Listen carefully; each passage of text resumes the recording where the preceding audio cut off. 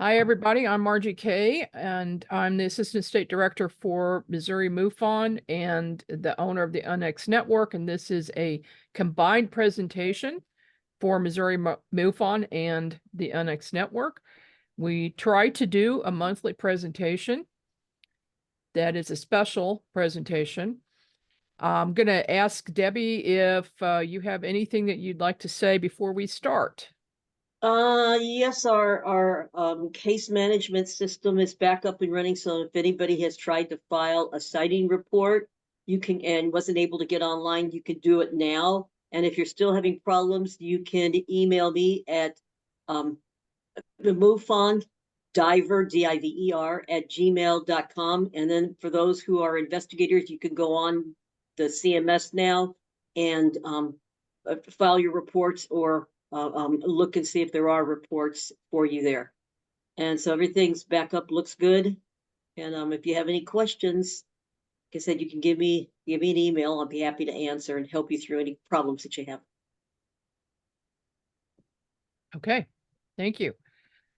And if anybody would care to donate anything to Missouri MUFON, just go to MissouriMUFON.org, and we would appreciate the help.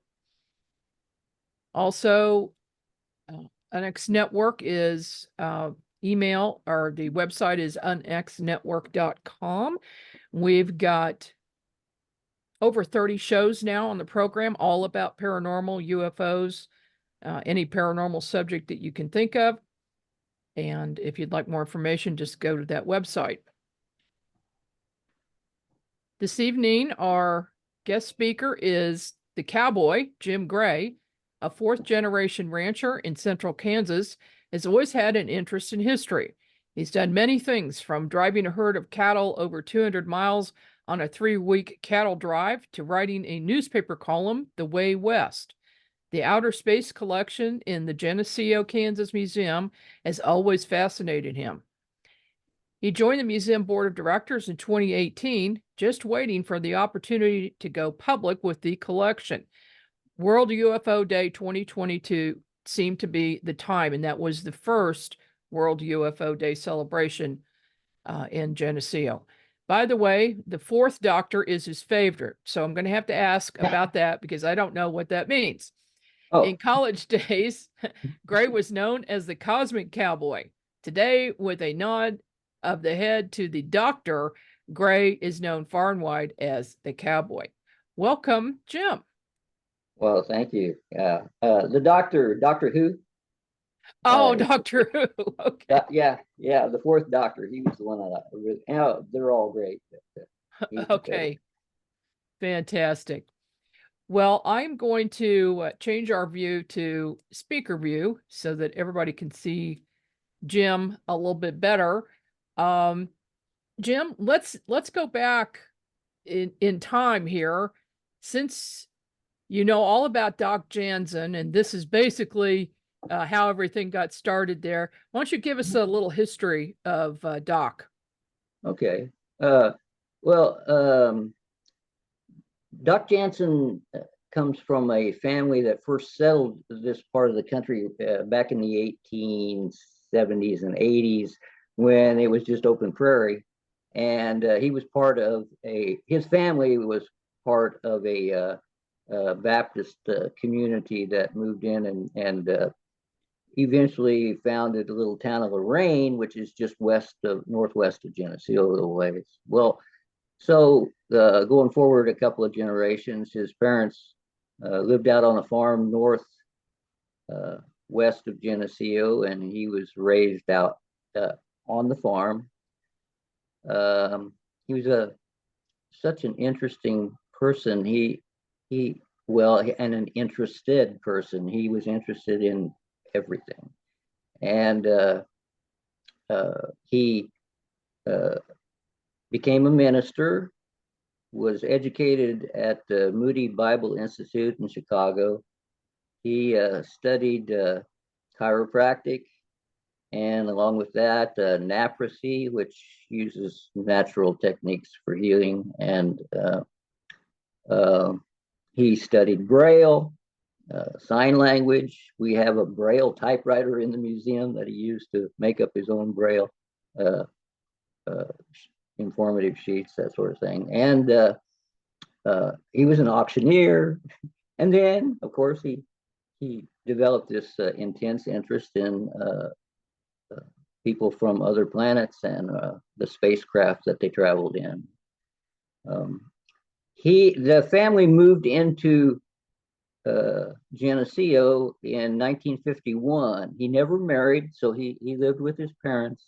He had an office on Main Street in Geneseo. Actually, when I was just a young boy, I bent over and couldn't straighten back up, and they took me to him, and he cracked my back about, yeah, I thought he was going to kill me, but he actually straightened me back up, did the job. So I actually had that professional experience, I guess you'd say, with Doc Jansen.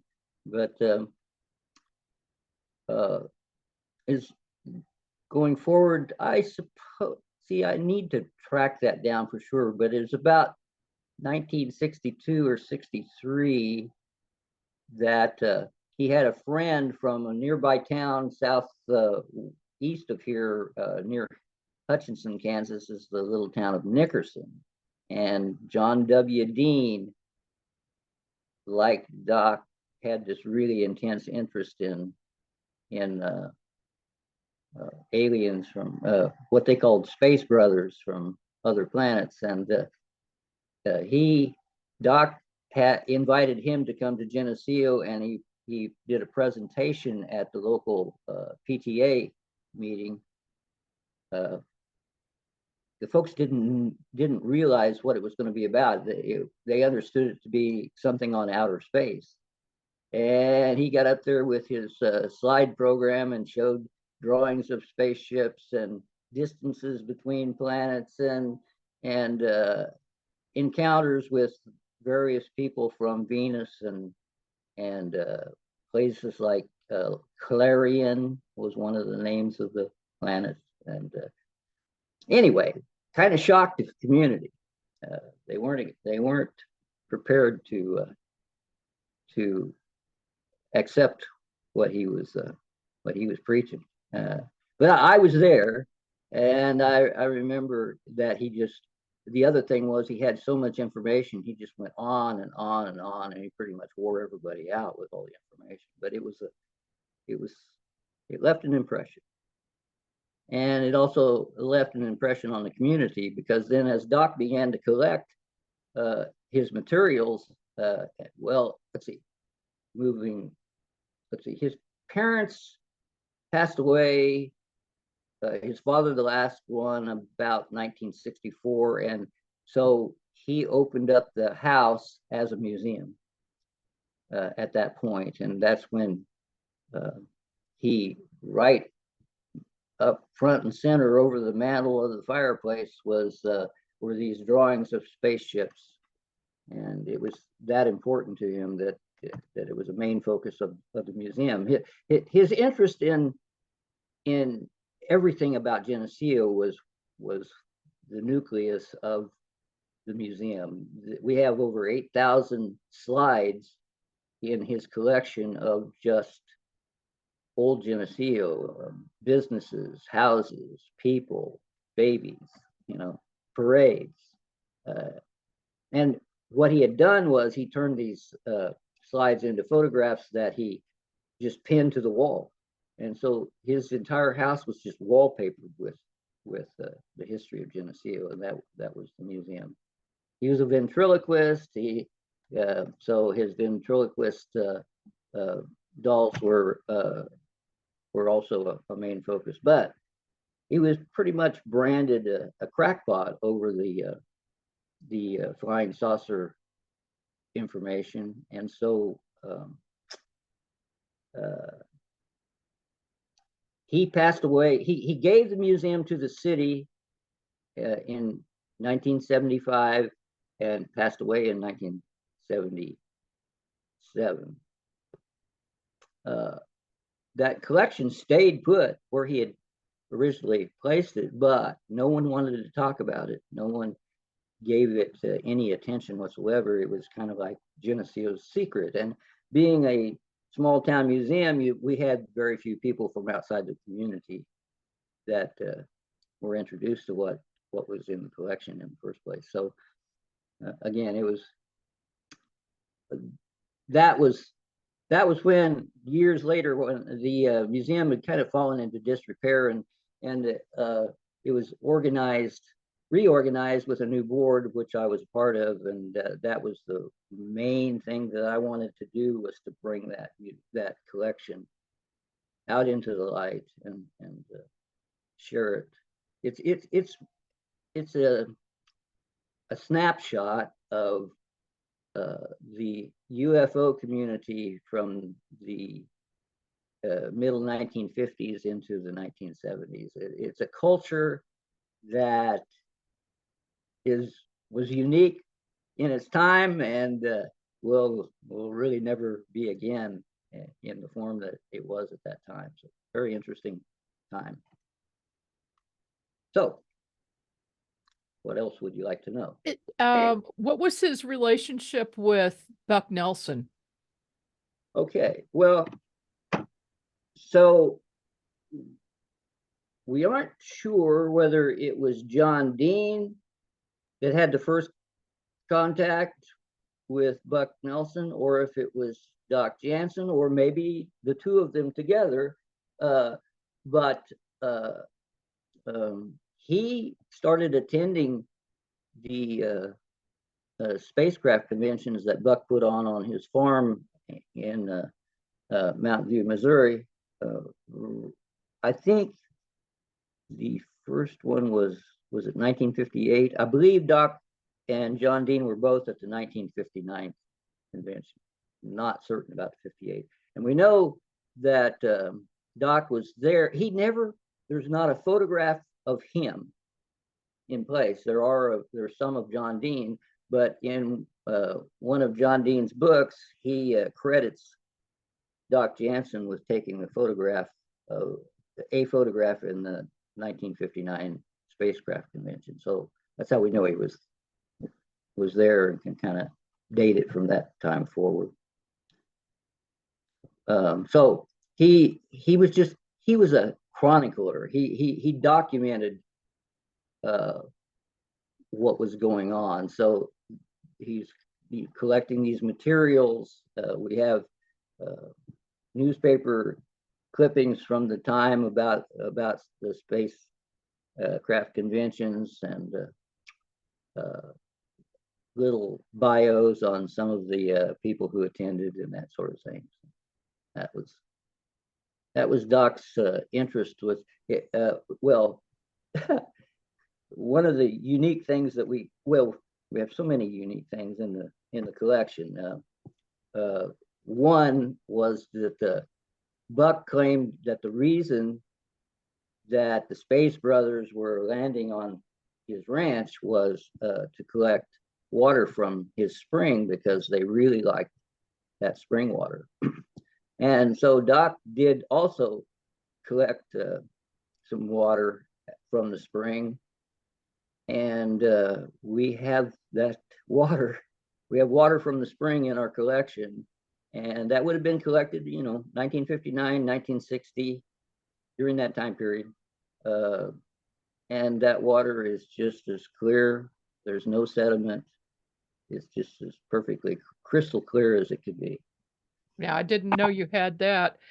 Tell us a little bit about the collection, the UFO collection there. Okay. Well, like I say, John Dean was an artist. He taught mechanical arts in school, and so he began to do layouts of the various spacecraft that different folks had identified, that had either been taken into space, or they described these craft in one way or another.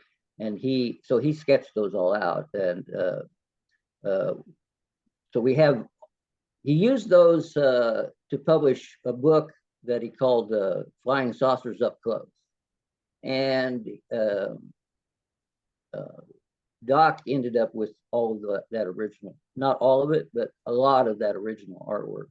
So we have those that identify spacecraft from Venus, from Saturn, and from faraway planets that no one seems to know of. So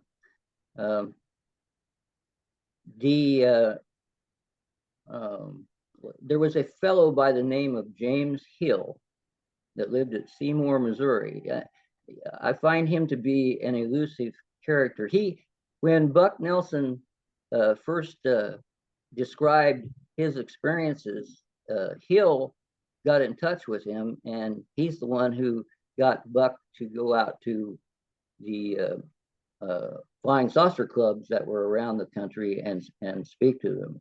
And so Hill was a great backer of Buck Nelson, and also claimed to have had contact with people from other planets as well. He had a dog that he claimed had been a puppy that was given to him from the planet Venus.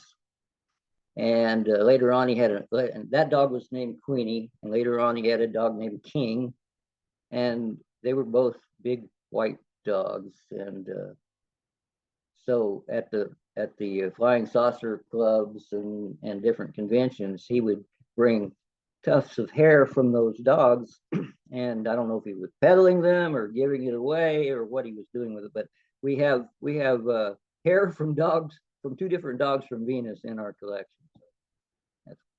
Have you had that hair tested? Oh, a number of people have asked us that question, and we haven't. And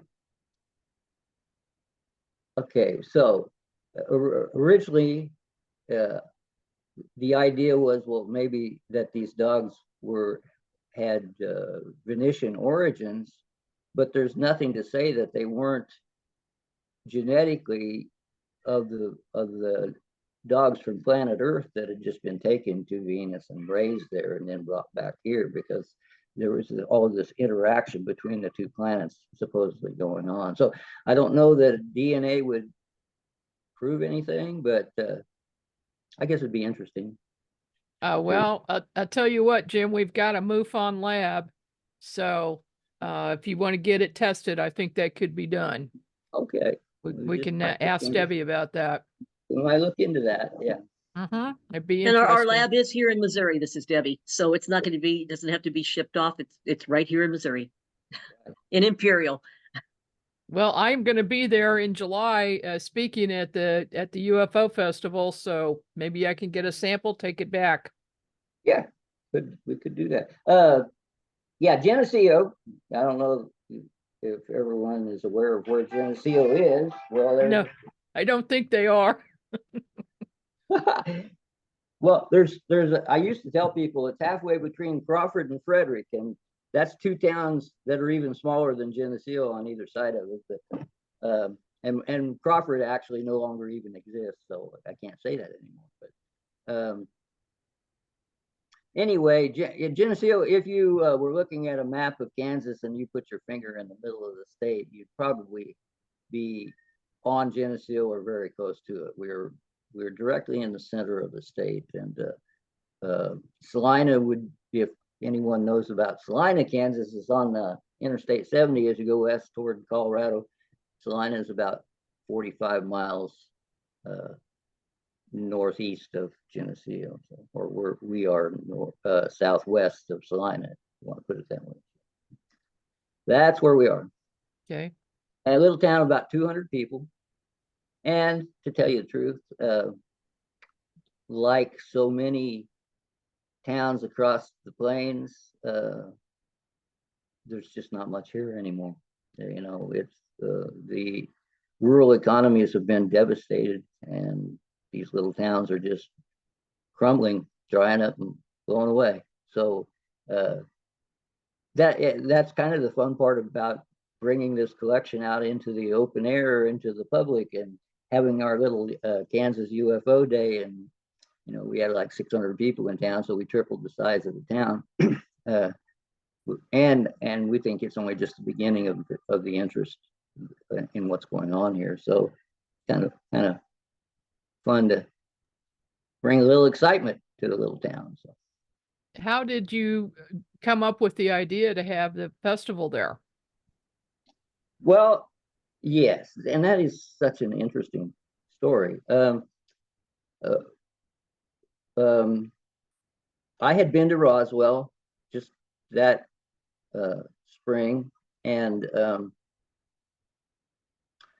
or no, let's see, it was just the year before, because I went during their festival.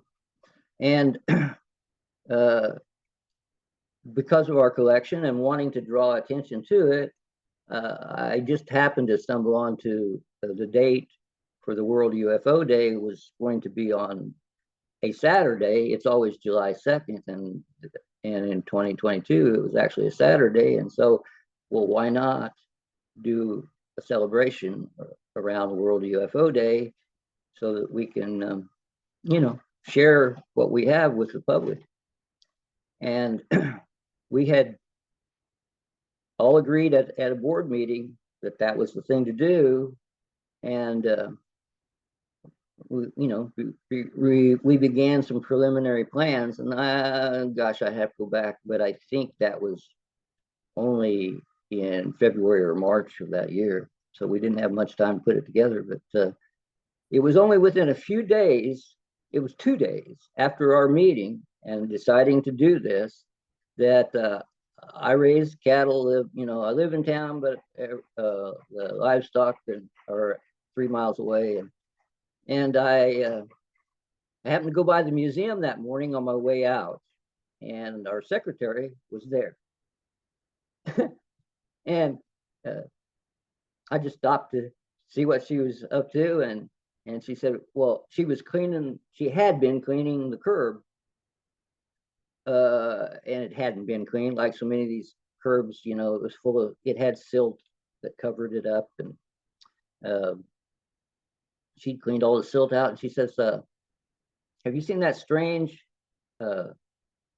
figure that's in the concrete on the curb? And I said, no. So we went out to look at it, and yeah, it looks kind of strange. And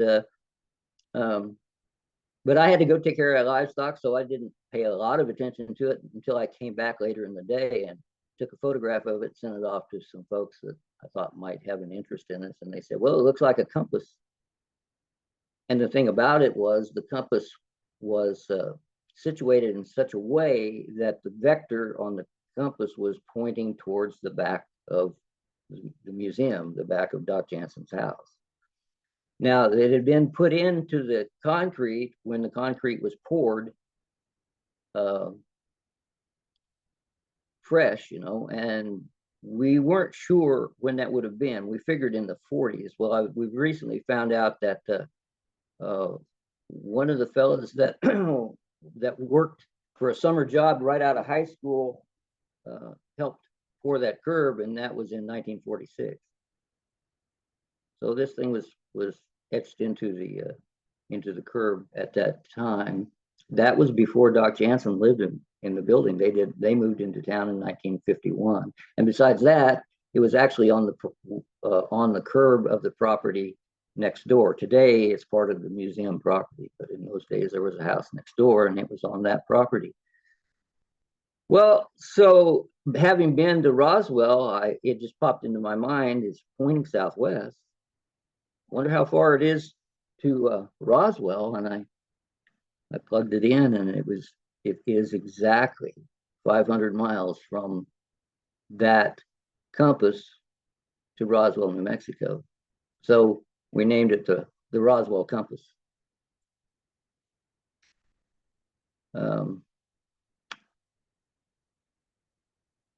So that then became the focal point of our World UFO Day.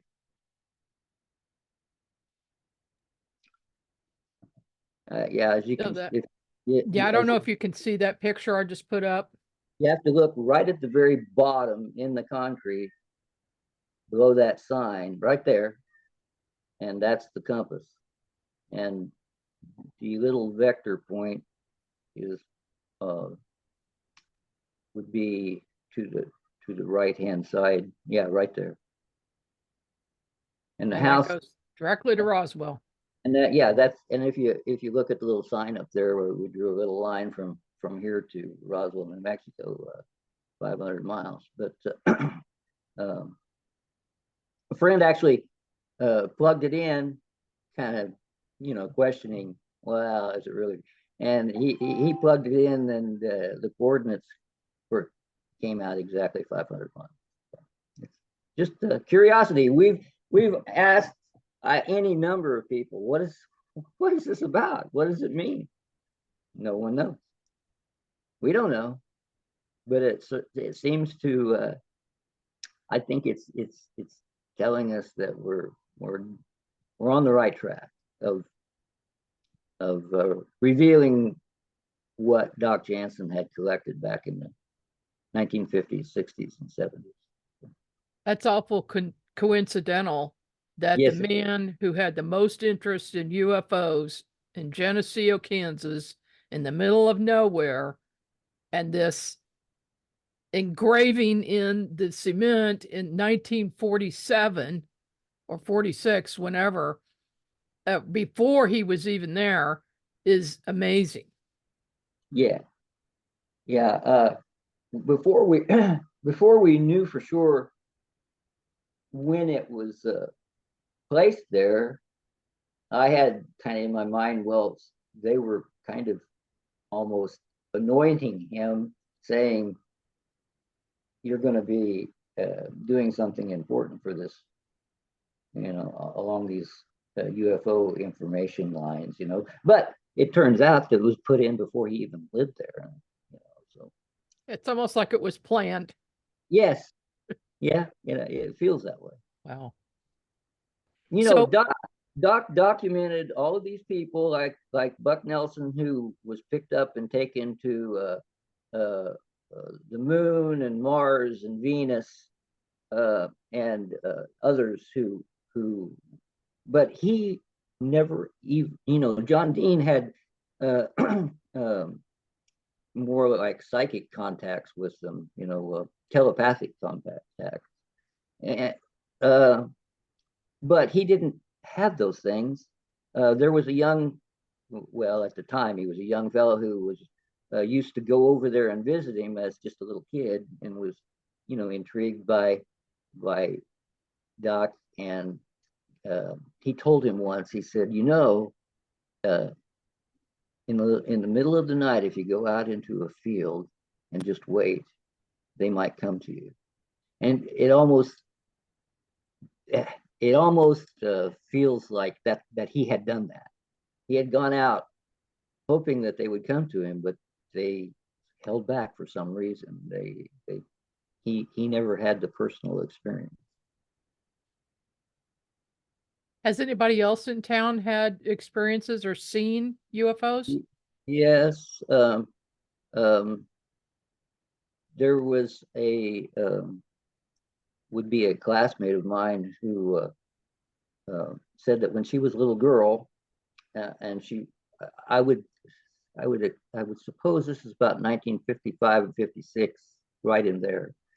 They lived on the south side of Geneseo, and they were out the family was outdoors one evening when a flying saucer came out of the, from above, and landed, she said, behind a house, a block or two away. And it spooked them all, and they all went inside. But she said her dad went down the next day trying to find where it had landed, and he couldn't quite tell where it had landed. Well, then that was it. They never talked about it. The family never talked about it. She was just this little girl, and her older sister passed away just a couple of years ago now, and she thought, this is my last chance. And so she asked her sister, did that really happen? And her sister looked right at her and said, yeah, it happened. So that was, you know, that's so much the way with those kind of things that people kept them to themselves. And Mm-hmm. I had a similar, no, not a similar experience, but I had an experience in 1972 in which out in the country, and the whole inside of the car just lit up in a bright white light. And when I looked up, I watched this beam of light just retract up into this darkness of the sky, and I couldn't see where it came from. It was so dark. And that just, yeah, that spooked us as well. We just, no one ever talked about it after that. I only Did started talking that about it once I got involved with this. did that trigger your interest in UFOs? Yeah, mm, No, uh, I well, I've always been kind of you know, I have a sense of curiosity about a lot of things, and I don't know that it did. I think I just kind of tried to shove it away, you know. And now uh, I was telling that story amongst a group of paranormal folks, and afterwards, this one gal came up to me. Oh, and what I had said was, you know, they say that often you lose a certain amount of time in those kind of experiences.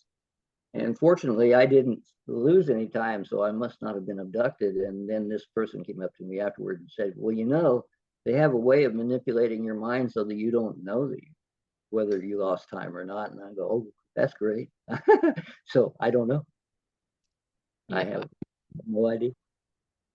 So what can people expect at the UFO Festival this year?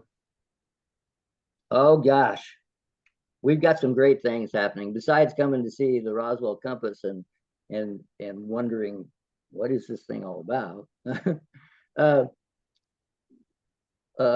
the I guess I wanted to do more that I want to be able to attract as many people as possible to the museum, to introduce them to the collection, and not just the UFO collection, but there is so much in that museum that surprises people that this little museum would even have, that they would never have known about if we didn't get out there and publicize ourselves in one way or another. Well, the first year we had a movie, Under the Stars, and it was the day the Earth stood still.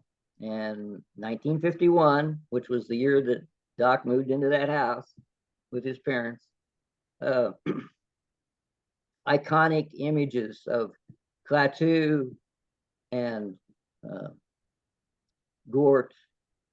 And Klaatu is the spaceman who's come to warn the world that it needs to move away from the violence that it produces. And Gort is his protector, this 8-foot tall robot with a death ray beam that he is kind of an intergalactic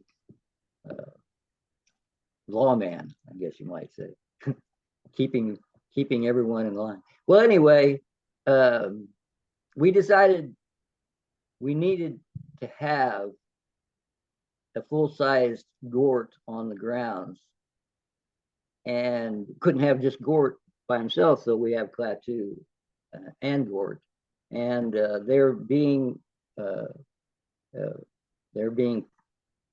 fashioned as we speak.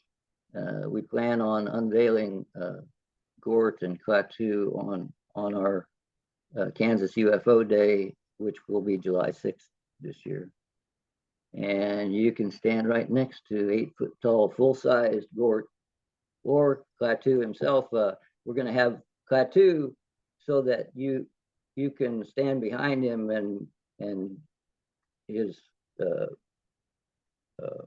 visor will be open so that your face can go, you can be Klaatu for the moment. And that's the plan. Yeah,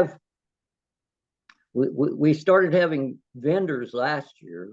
We had a really nice collection of vendors on the grounds. There's a nice little area just east of the museum open that allows us to have a stage for speakers, and you're going to be one of our speakers, and we'll tell a little bit of the history of the museum, and just get folks to talk about their experiences if they'll, I noticed last year is our second year that people are beginning to open up a little more and feeling a little more comfortable with it all. And you look around and you see these big smiles on people's faces, and they feel like, they're free to be themselves at our UFO conference. So yeah, it's just a really nice little event. We have a parade in the afternoon. Folks dress up like aliens, or hopefully over time, I'd like to get people to bring in vehicles. We had one guy the first year, he couldn't come back last year, and we hope he'll come back, but had a homemade flying saucer that he had in the parade. So yeah. Are people going to decorate their houses again this year? Decorate the yards, yeah. We got aliens all over town coming up, popping up out of the ground, and all kinds of things, So are you still accepting donations for the Klaatu and Gort statues? yeah, yes, we certainly are. We were able to get a 40% match from the state of Kansas tourism through the Department of Commerce, and that's how we pretty much kickstarted the Gort and Klaatu project. But the whole project, like I say, that was just 40%. So we still have pretty good amount of money that we're going to have to come up with to finalize the payment. We can use all the help we can get, and I'm hoping that people will just appreciate the things that we're doing here, because it's like nothing you'll find anywhere else in the state of Kansas. That's for sure. No, indeed. And so how can people donate? Well, we have on our Facebook page, we have a donate button that you can go to, and that'll lead you to a page in order to use the normal technical stuff like cards and that sort of thing. Or you can mail a check to Geneseo City Museum, 907 Silver Avenue, Geneseo, Kansas, 67444. And all that information's on your Facebook page. It's Geneseo City Museum. I did put the link in the chat if anybody's interested in taking a look at that. Yeah. I put a lot of information there, in fact. So now, when was Geneseo, Kansas declared the UFO Capital of Kansas? Well, we did that too. Yeah, we've done so many things. I kind of let things slip by me. We did that right after we decided that we were going to do this project. We went to the city council and asked them to declare, the designation across the state of Kansas, and maybe it is in Missouri too. I don't know, but across the state of Kansas, it got started really strongly about 25 years ago. That little towns started calling themselves various kinds of capitals, and some of them go back maybe 100 years with those designations. But it really took off here in the last couple of decades. Of like Hutchinson is the salt capital because they have a lot of salt mines, and Dodge City's the cowboy capital, and so we went to and pretty much all it takes is for your city to make the declaration. And so they were a little bit surprised by the idea because it was so new to think about, and as I say, so many people in Geneseo kind of wanted to keep this secret under wraps, and but once they really understood what we were trying to do to bring attention to the museum and to the town, yeah, they went for it. So at the first World UFO Day, the president of the city council gave the proclamation that Geneseo would be, from now forward, known as the UFO Capital of Kansas. Pretty Was much that- just based upon the collection in the museum, but we're developing more and more. In the future, we plan to, well, there's a mural that is planned to be downtown that will kind of identify the historical direction that Geneseo has gone through over the decades, and of course it'll have a flying saucer in it, and so that's going to begin it. I would like to see us over time develop several murals that are outer space oriented, flying saucers, aliens, and that sort of thing. We've got, and sometimes it helps when you have new blood moving into town, and we've got out of, like I say, Geneseo is one of these little towns that was crumbling. We had a little service station out on the edge of town that had sat empty for a number of years, and a fella came in who used to come here to visit family as a young kid and really always liked that place, and so he bought it, and now we have it's back open, and he's well, I'm just going to say so now. I haven't convinced him yet, but there's an awning over the where the pumps were for the gas that I swear if you painted it up right, it looked like a mothership hovering over the building. I got to. Oh, that'd be a good idea. I got to get him. He should capitalize on that. Well, then there's a guy that moved in from, I think, Illinois, on the other side of the highway that turned his place into a little, a little, I don't know what you call those. You see them along roadsides where they've got their little road signs and different things all scattered around the place. Well, he's going to put up a flying saucer on his property. So we got people moving in the right direction. Mm-hmm. Yeah, I'll tell you what, it's a good time. It's a good festival. The museum is fantastic. The UFO part of the museum is incredible. The amount of memorabilia and newspaper clippings and drawings, books that Doc Jansen collected, it's just amazing. And there isn't anything like that anywhere in the area. So yeah, it's worth the trip just for that, but definitely UFO Day, July 6th.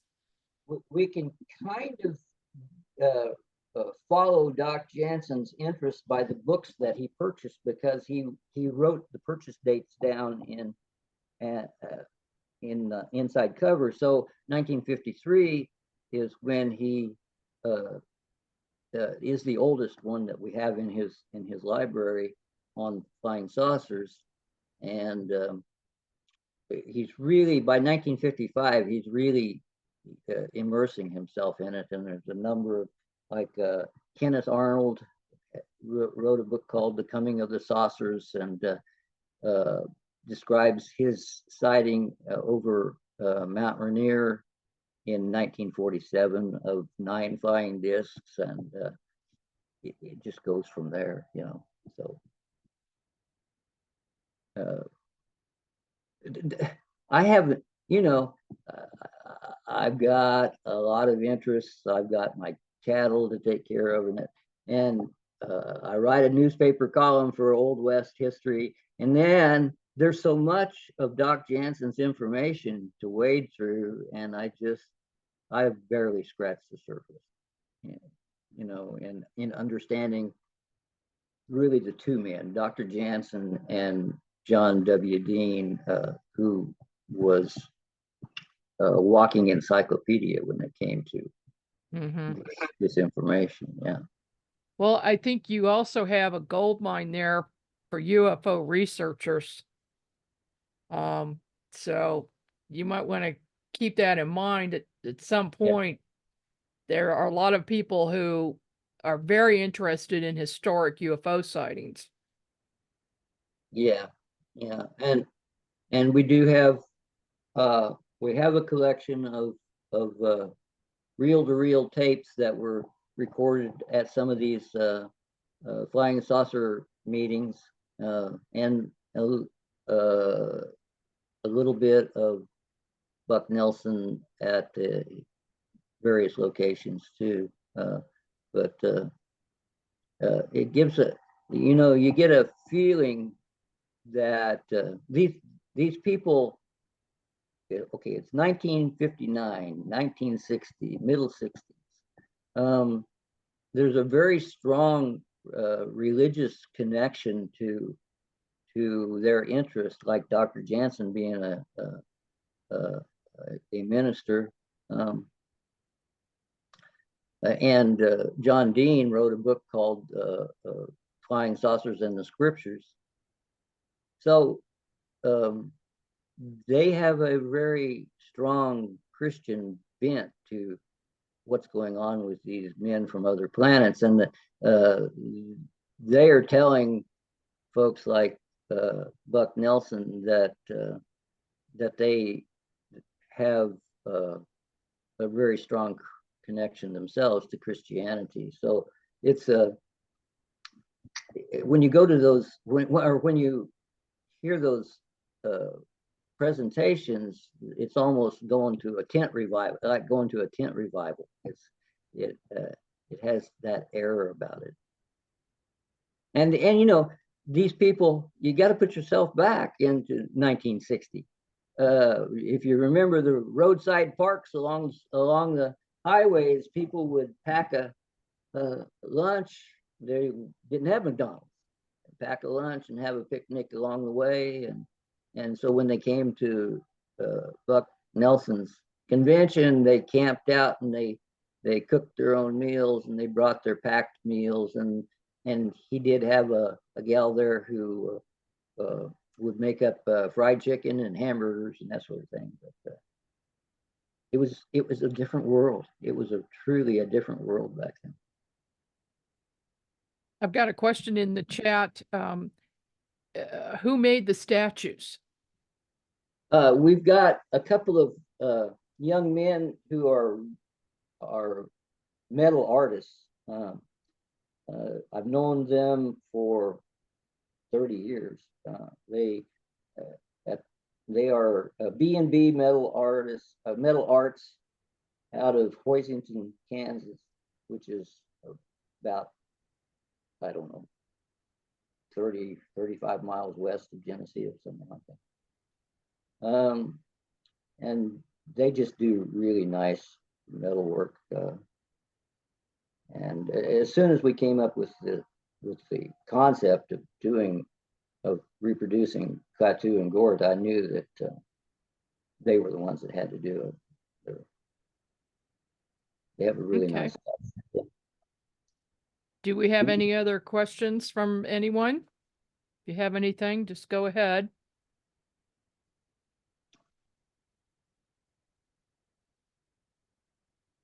I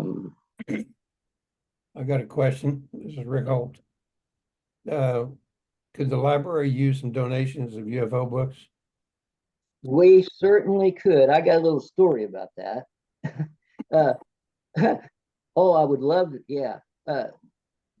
There's a particular library, I guess I won't name who they are. They were a kind of a regional library here in central Kansas. And I used to go in there. They had this wonderful collection of books from the 1950s and 60s up into the 70s. Well, all right on up to present time. And when during COVID, I wasn't in there. It's a ways away from Geneseo, and it was after COVID had begun to kind of go away. I went in the library one day and I walked over to that shelf and there's almost no books left on that shelf. They had decided to clear them out. And so Wow. I told them, man, we would have taken every last one of those books. Wow. Everything from the 1950s through to the 1970s was gone, and they left. They still had some of the 1980s forward books, but they'd gotten rid of all those classic old titles. Yeah, but yeah, we would love. Do you Huh? rent them? I mean, do you check them out to people? We Or have, they just stay in the library? yeah, they're just kind of in the library, I suppose. I don't know that we would. If somebody wanted to saw a book that they've really been interested in, Yeah, could they sit down and read through it, or? sure. And I'm not so sure that once you get a handle on some of the titles, you can't find them on the internet. Right. And honestly, most of the time, those particular kinds of titles aren't all that expensive. And I've picked up a few along the way. I've been collecting UFO stuff for quite a while, and So the reason, again, that Doc Jansen had all this John Dean stuff was that he was working with him on producing his slide program and producing his book, and so he ended up with so much of that stuff. But, I ran across Wichita State has a John W. Dean collection. Oh gosh, I got really excited, and when I got there, it was a little bit of paperwork, really not that much. And I contacted the guy who had donated it, and he said, oh, it was in a box of stuff that I bought at an estate sale, and I just thought it should be saved, so I donated to Wichita State University. And he said there were boxes of that kind of stuff at this estate sale, and he said it just got dispersed. He didn't know. He couldn't even remember for sure which estate it was. It had been years before. Yeah, that stuff just kind of slips through our fingers. yeah, would probably look better on that shelf than down in my basement. Well, Yeah. Rick, if you go to the festival, haul your books with you. I'm gonna have to go down and dig them out. Yeah, you have to come out. It's going to be, we've got a gal who's really into, taking care of the kids. And so she puts on some kids games during the day, and she'd gotten some money from one of the local clubs, and she had some money left over, and she bought a backdrop of a UFO with a beam shooting down, and says, go hang that on the side of the house, the museum. and so we did, and oh my gosh, that was the most popular thing all day long. People were taking their pictures in front of that, and whole families with big smiles on their faces. It was great. It really was. So Carl, do you have a question? Yeah, I was wondering about any kind of room accommodations during the festival. okay, yeah. Well, if you're coming from Missouri, the Salina has any number of hotels and motels on I-70, coming west on I-70, and it's about 40-minute drive between Salina and Geneseo. If you want something closer, Gemini, your energy feels like it spilled a family secret at the most inappropriate time just for fun. what there's a motel about 12 miles, about 15 miles south of Geneseo at the town of Lyons, and they have some nice rooms down there. So that's a little closer if you wanted. I mean, a little closer if you're driving back to Geneseo. But if you're coming and going from Missouri, you might want to check out the Salina.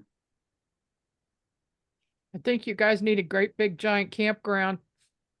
I think so too. I tried to talk. See, we used to have a trailer court back in the days when,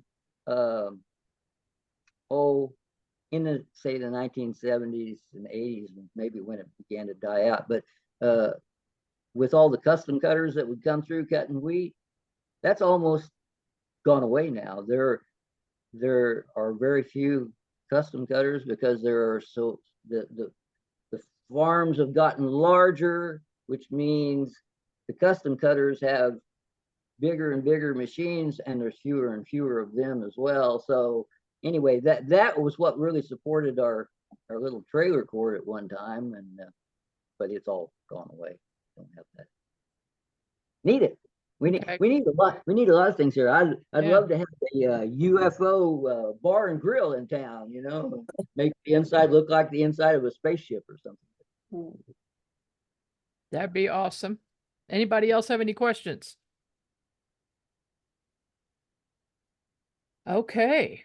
Well, Jim, do you have anything else you want to end with? Well, like I said, we barely touched on it, that the culture of the 1950s and 60s. There were so many of these folks, like Buck Nelson. There was a fellow from Sapulpa, Oklahoma, which is just west of Tulsa, who ran a Christian Indian camp. And his name was Chief Buckshot Standing Horse. Oh, Chief Frank Buckshot Standing Horse was his name. He claimed to have been picked up and taken into space. We've got information about Chief Standing Horse as well.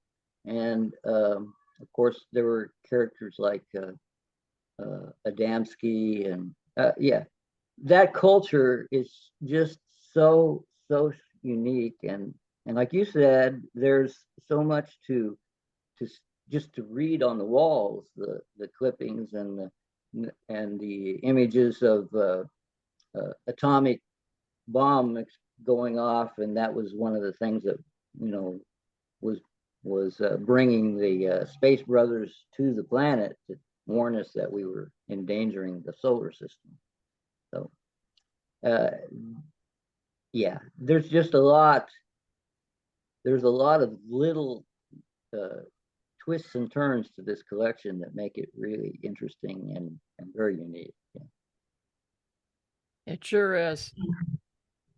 Well, thank you so much for sharing all of that information with us. Yeah. We appreciate you giving us the opportunity to spread the word about this beyond the little city limits of Geneseo, Kansas. So. And then Margie, I have a signed poster from the day the Earth stood still, and one of the original scripts. Really? And so I just wanted to end with let's see, what was it?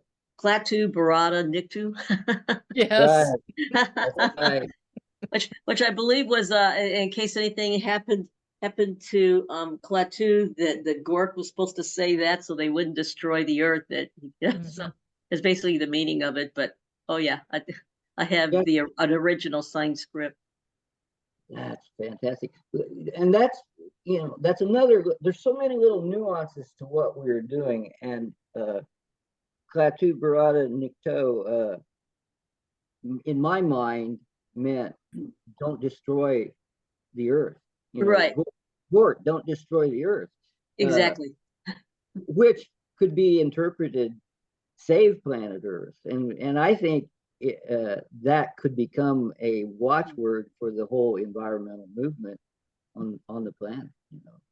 From those old movies, there were two notable phrases. That was one, and the other one was "It's a cookbook." Oh gosh. Oh yeah. Yeah. To serve man. Yeah. Yeah. I so much enjoyed you, sir. Thank you so much. This was just fantastic. I can't wait to go out there. Oh, thank you. Yeah, we would love to have you come. I'll bet Debbie would even speak if you wanted her to. I would. I'm busy on the 6th of July, but yes, I would love to come out. We'll save that for another time then. Absolutely. All right. Tamara, did you have anything? No, no questions. No, it's great information, and I would like to go to it this year. I don't think I can. My daughter has college orientation that week, but I heard about it last year and wanted to go, but this year I can't. But next year I think I'm gonna try and make a point of it. Well, Yeah, and the thing Tamara will about speak too. I thing might about be it interested in is, speaking too. I'm know, working on it. Gort and Tattoo are there 24/7. If you're coming through Right. Kansas, swing down through Geneseo any time of day. So they're there. Yeah, we're not too well far. I have worth- relatives in Kansas, so we might have It's to well stop. worth the drive, I can tell you. Yeah, and if you can figure out what that Roswell compass is all about, we would sure like to know. Well, we'll put our heads together. We got a lot of investigators here. We'll get on it. Yeah. And in the meantime, we'll get a little bit of that hair from either Queenie or King or both. Yes, let's plan on that, and I will take it to the lab. Okay. Yeah, then we'll get you an answer. Absolutely. All right, thank you everybody for joining us this evening, and thank you, Jim. Thank you. Yes, Wonderful thank you. presentation. Thank you. Bye, everybody. Bye-bye.